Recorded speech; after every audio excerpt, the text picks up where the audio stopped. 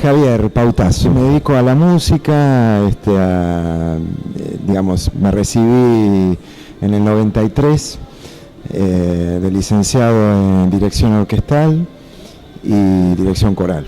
Mis primeros años viví en Avenida Triunvirato y Congreso, bien barrio en aquella época, ¿no? Ahora ya está un poco más. Bueno, yo sentí una gran vocación porque mi padre fue pianista, era una persona que amaba mucho la música. En mi casa había muchas reuniones a nivel musical, venían personajes como Carlos Guastavino, por ejemplo. Fue muy amigo de mi padre, fueron muy amigos desde muy pequeños en Santa Fe.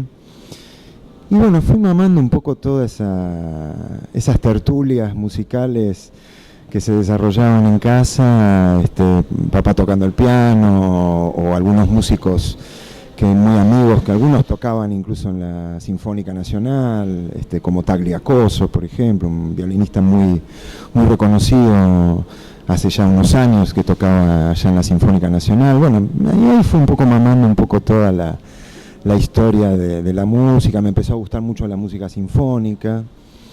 Escuchaba mucho jazz también, me gustaba mucho el jazz. Y bueno, ahí más o menos cuando terminé, ya antes de la secundaria ya había decidido ser músico, ser director de orquesta. Un tema bastante complejo ser director de orquesta porque implica muchas acepciones. No solamente incluye la formación específica que desarrollamos, técnica, de la gestualidad, del análisis, es decir, de muchos conocimientos técnicos, sino también una visión de vida muy amplia, ¿no? Es decir, había un director muy conocido, Bruno Walter, que decía que alguien que solo es músico es medio músico. Es decir, la formación de un director de orquesta no es simplemente, o no se circunscribe solamente a las cuestiones técnico-musicales, sino una formación integral de visión de mundo y de formación y de percepción del mundo, que hace que en ese enriquecimiento de culturas, de conocimiento de otras artes, de lo sociológico, de la comunicación, de lo psicológico de la comunicación, hace que un director sea muy formado y tenga realmente una visión íntegra de lo que es ser intérprete, ¿no es cierto?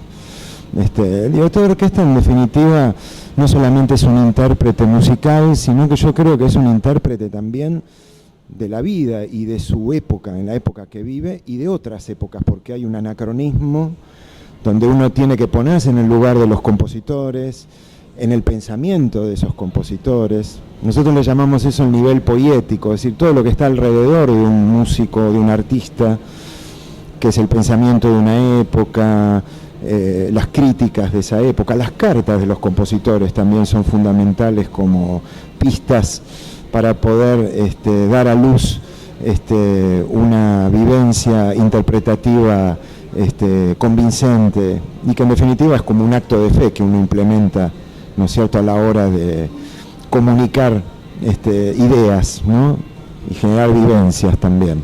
Había gente que le despertaba cierta cosa extraña, que yo pudiera dedicarme a ser músico. Algunos me cargaban por eso, es como que ridiculizaban la situación de que a mí me gustara la música clásica, por ejemplo. A veces es casi una cuestión cultural, que a un adolescente le pueda interesar la música académica, ¿no? De hecho, en las clases de música, los profesores siempre admiraban mi sensibilidad por ese tipo de música, ¿no? Como que yo disfrutaba mucho las clases, pero también tenía compañeros que me acompañaban en esa situación y por ahí intercambiábamos ideas o escuchábamos música también. Por ahí cuando nos reuníamos para estudiar física o química poníamos algo, che, mira, escuchá este concierto para piano, mira qué lindo.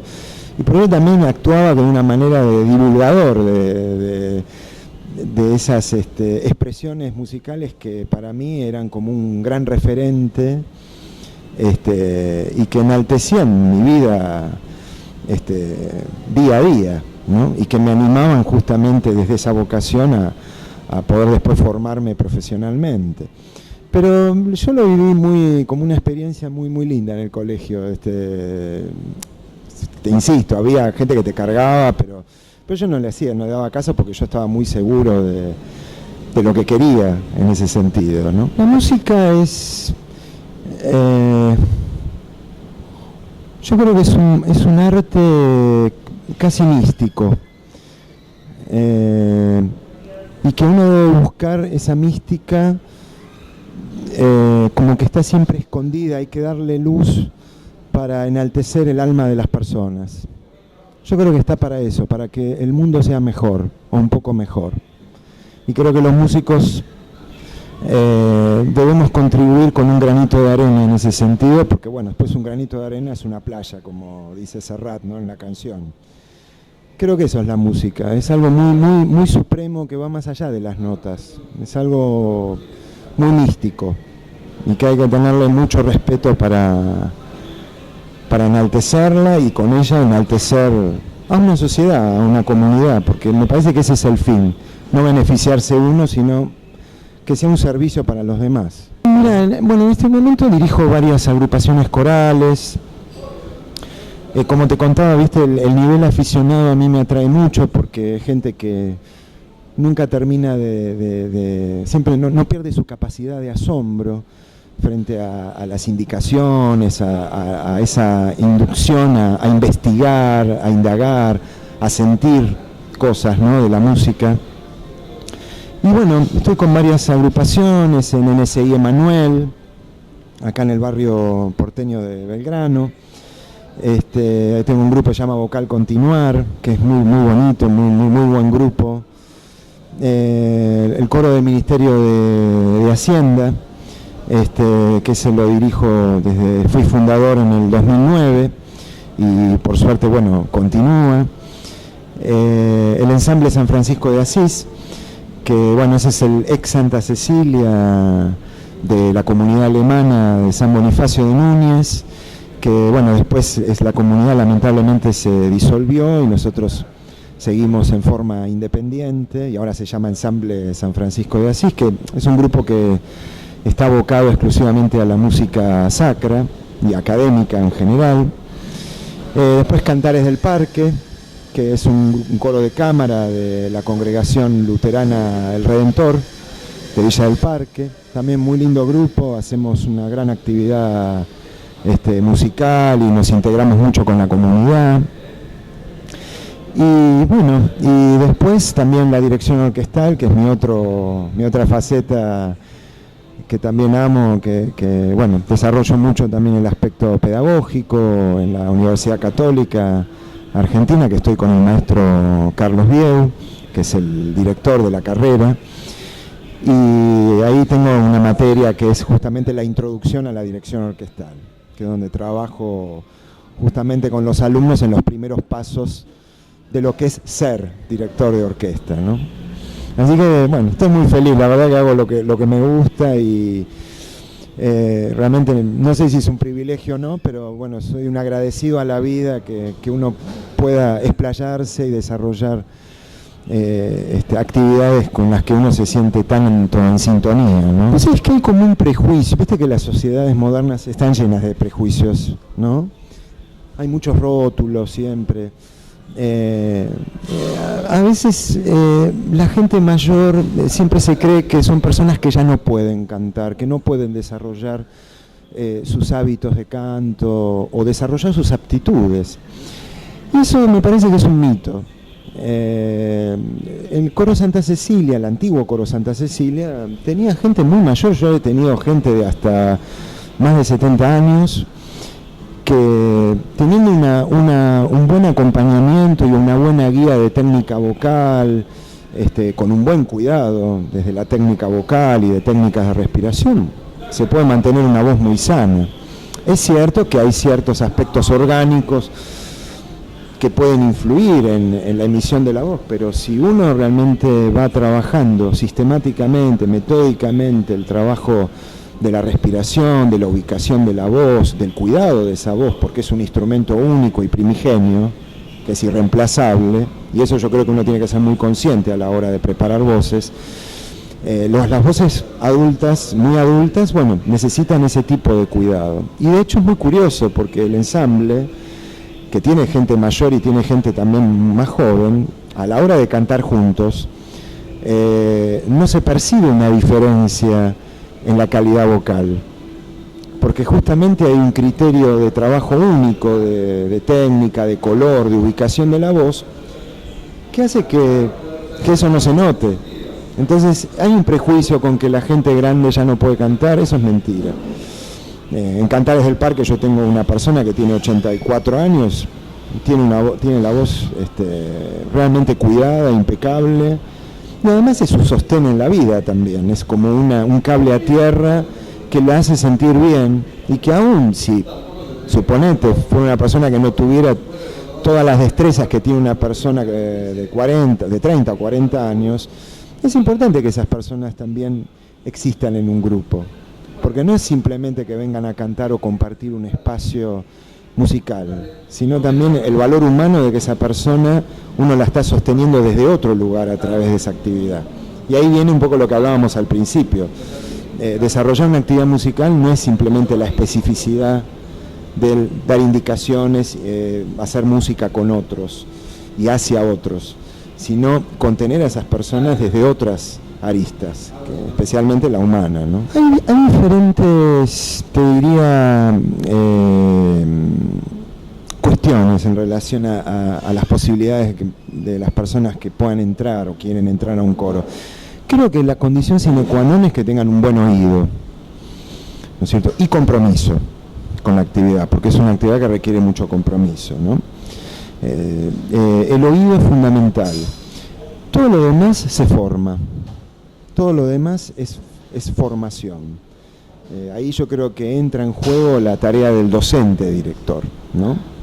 Es decir, tener una voz colocada es muy difícil de entrada, pero si vos con paciencia y en forma sistemática le vas enseñando cómo colocar la voz, las técnicas de respiración, una buena técnica de relajación, que también es fundamental, y un conocimiento acumulativo de lo que es la lectura musical en un sentido amplio de la palabra, yo creo que uno puede convertir a una persona por ahí aficionada en un semiprofesional muy digno dentro de un coro.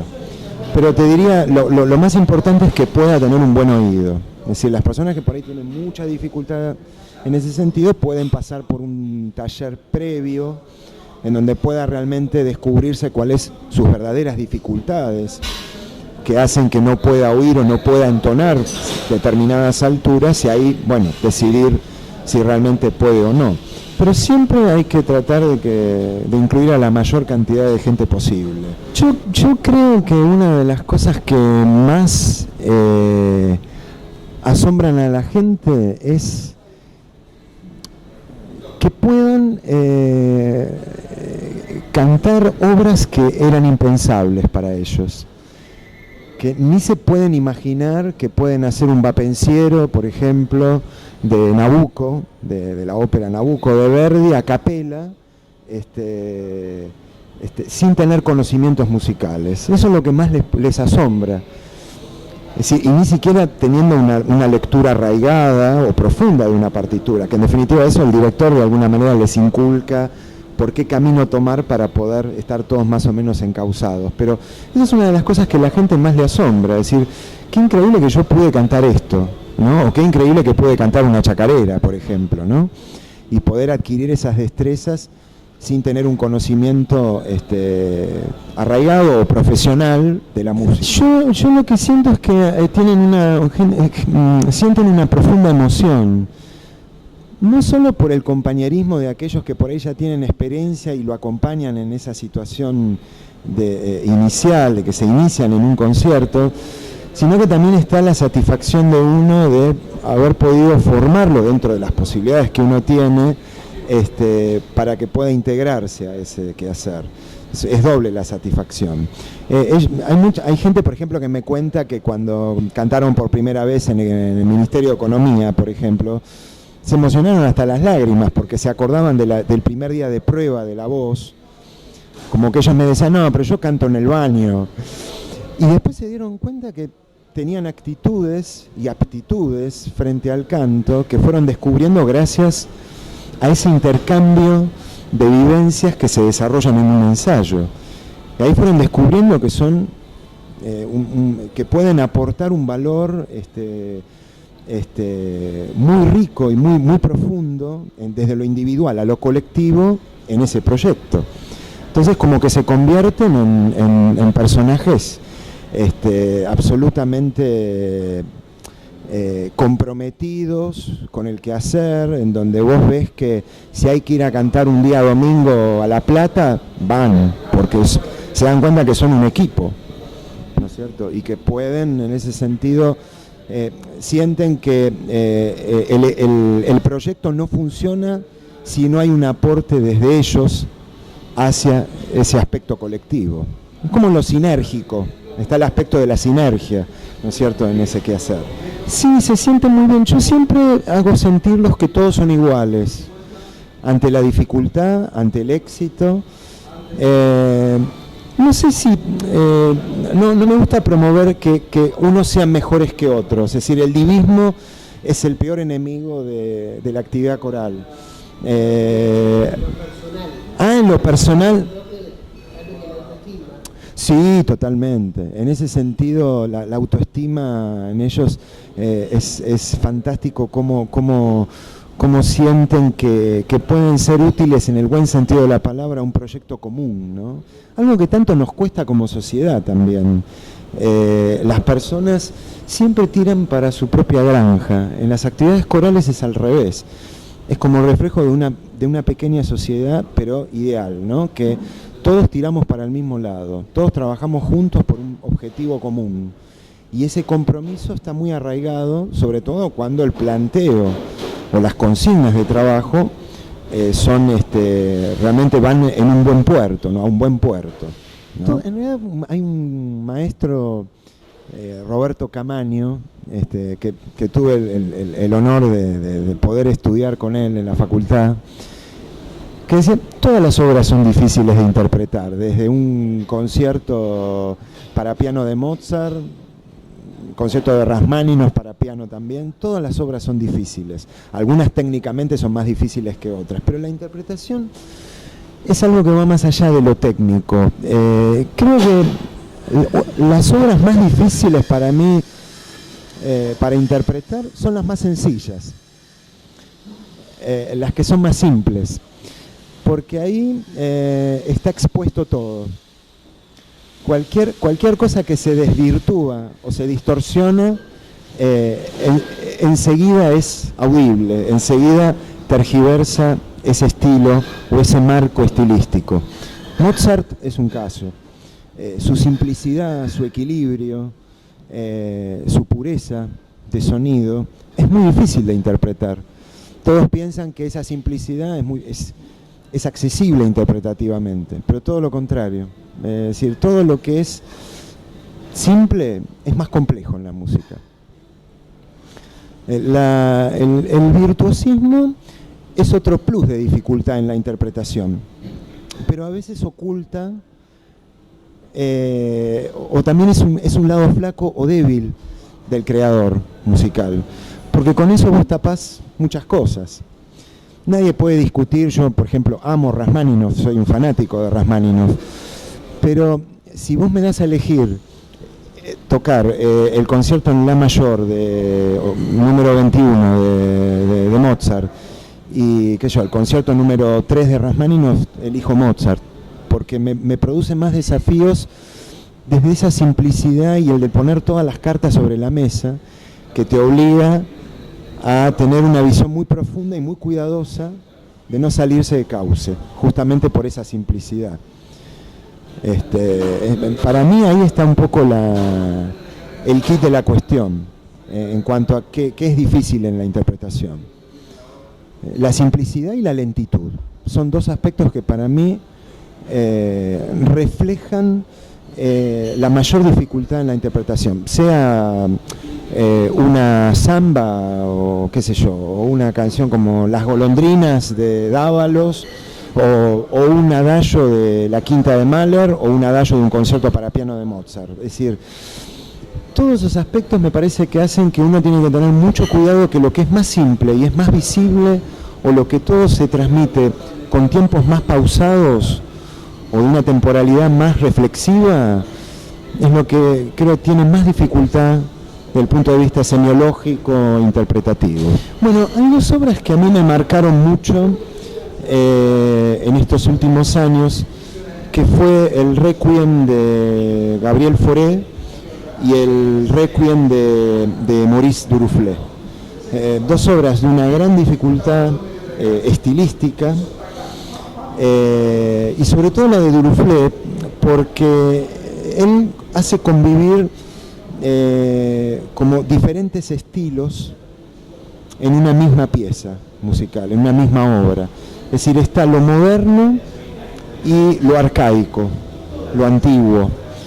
Y esa convivencia, que a veces en los compositores modernos son muy reacios a encarar, es como un ejemplo de convivencia de épocas diferentes en una misma obra. Es una de las cosas que más me atrajo, ¿no? Porque en una época donde hablamos a veces de las grietas, ¿no es cierto?, y de las divisiones, o que lo que fue el pasado fue lo peor y lo nuevo es lo mejor, a veces las grietas también pueden generar luces, ¿no? Y yo creo que en ese sentido esa obra a mí me generó como una luz que unió lo nuevo con lo antiguo, y me produjo como un gran desafío en lo personal, porque además en el ensamble con la que hice esta obra, no todos estaban muy entusiasmados con desarrollar esa obra, porque era una obra muy moderna, difícil de comprender desde algunos aspectos, pero a medida que yo les fui haciendo entender este aspecto de la cocina, del estilo, de la estética de Duruflé en cuanto a convivencia de diferentes estilos en una misma obra, empezaron a entender cuál era el cauce y la interpretación, y ahí fluyó como torrente de agua, y fue muy, muy interesante. Fue una obra que para mí fue un gran desafío, ¿no? Un gran desafío. Bueno, hay varios proyectos, uno de ellos es este año hacer la misa solemnis Santa Cecilia del compositor francés Charles Gounod. También, bueno, desarrollar algunos proyectos con mis otras agrupaciones, también hacer bastante música popular. Me gusta mucho la música popular. Creo que la música popular enriquece a los músicos académicos, no es lo que se piensa, todo lo contrario. Yo creo que la riqueza rítmica, melódica, espontánea, creativa que tiene la música popular ayuda a entender la música académica también, le da más espontaneidad a lo otro, ¿no? Así que eso también es algo que yo inculco mucho a la gente, la diversidad, ¿no? Y bueno, seguir encarando también con Cantares del Parque, en Villa del Parque. También voy a hacer otra misa de Gounod, la en do mayor, la número 7.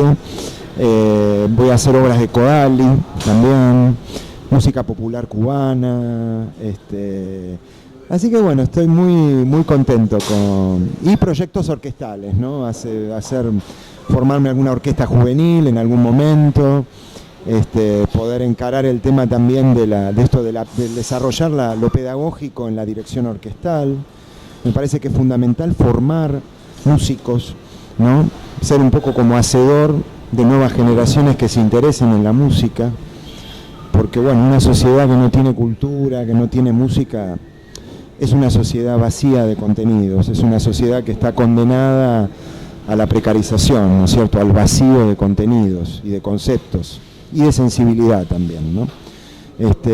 Yo creo que una orquesta, un coro es como la máxima expresión cultural de Occidente, que debemos rescatar, cuidar y fomentar.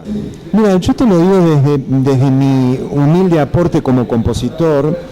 Es muy difícil crear, ¿no es cierto? La creación en sí es muy difícil y es muy estresante. Pero en el caso de Mozart, yo soy un gran admirador, porque creo porque su inventiva, su creación se ha dado de una manera tan fluida y tan espontánea, casi dictada, te diría, porque uno ve los facsímiles de los documentos con las partituras manuscritas de Mozart y no encuentra tachaduras, no encuentra ningún tipo de tachadura, es decir, todo está escrito fluidamente, como si alguien le hubiera dictado esa obra o la hubiera compuesto, ya la hubiera oído, hubiera tenido un oído interno tan poderoso y tan vasto que solo lo único que hizo fue plasmarlo en un pentagrama. Creo que es uno de los pocos casos de la historia de la música en donde uno ve esa espontaneidad con tanta fluidez y tan pocas dudas o actitudes duditativas frente a lo creativo. Hay algunas anécdotas de Salieri también, de su asombro que en la película Amadeus se ve, pero más en una forma un poco más ficticia, pero es cierto el asombro que existía por su cosa virtuosa y su espontaneidad, ¿no? Yo creo que esa sencillez que él tenía, esa pureza, es muy difícil de equiparar, aún hoy. Yo creo que los grandes músicos modernos sienten admiración por Mozart, por su simplicidad y a su vez por su complejidad, y todo eso encaminado en una espontaneidad asombrosa. Hay una anécdota que te cuento, entre paréntesis, de la sinfonía número 36, la Linz, que fue justamente compuesta para la corte de Linz, que en realidad fue compuesta en una diligencia. Él no llevaba nada a la corte de Linz y se le ocurrió componer una sinfonía en 3 días, en una diligencia, viajando hacia la corte de Linz. Esa sinfonía se compuso en 3 días. Es uno de los baluartes más impresionantes que ha dado el sinfonismo clásico hasta ese entonces. Y la compuso en 3 días. Bueno, ahí tenés la prueba de la genialidad de Mozart, que yo te diría es casi mística. Yo considero que Mozart es casi un ser sobrenatural. Es difícil decirlo, desde lo humano, pero creo que es un ser sobrenatural. Es decir, por su poco paso por el tiempo, por la tierra, digamos, es un hombre que nos ha dado un legado maravilloso de obras que son una enseñanza realmente a la simplicidad, al equilibrio y al mismo tiempo a una complejidad, como te decía hace un rato, que nos obliga como intérpretes a ser muy cuidadosos de sus obras de arte, ¿no?